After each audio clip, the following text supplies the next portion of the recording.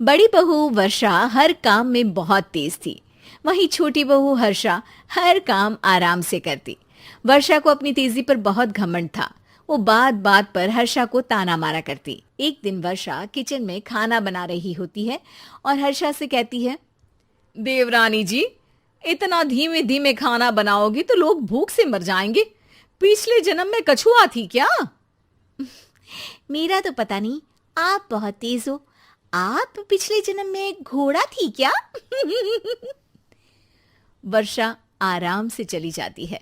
खाना खाने के बाद वर्षा का पति गौतम, हर्षा का पति लोकेश और उनके माता पिता बैठकर टीवी देख रहे होते हैं।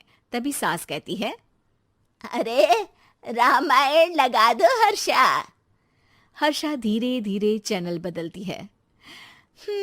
जब तक रामायण के चैनल पर पहुंचेगी रावण मर भी चुका होगा।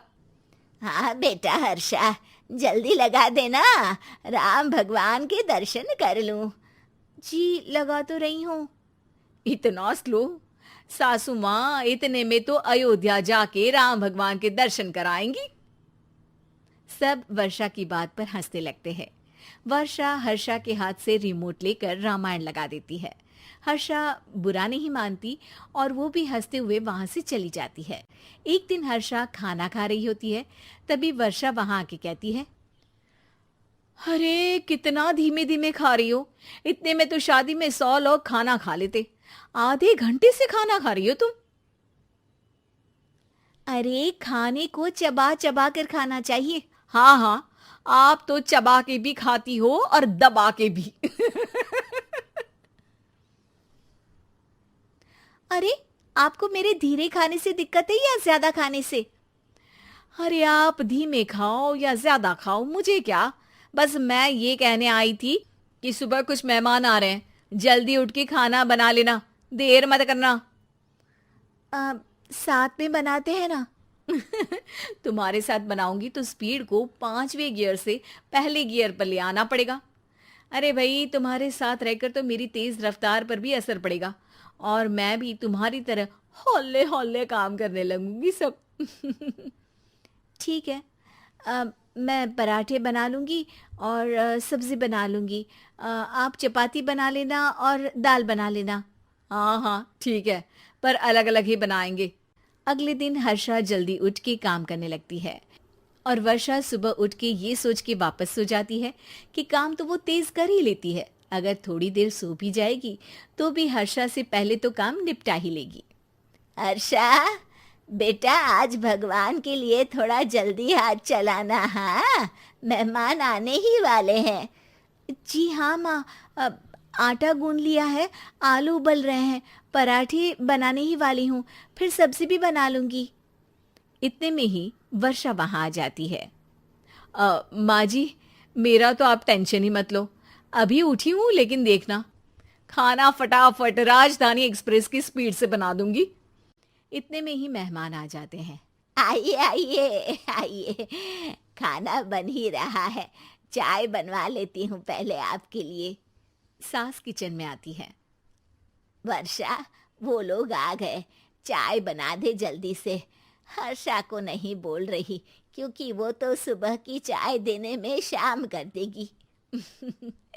चाय बन भी चुकी है माँ जी। वर्षा तेज ही नहीं, सबसे तेज है। आप चलिए, मैं चाय लेकर आती हूँ। वर्षा मेहमानों के सामने चाय लेकर जाती है।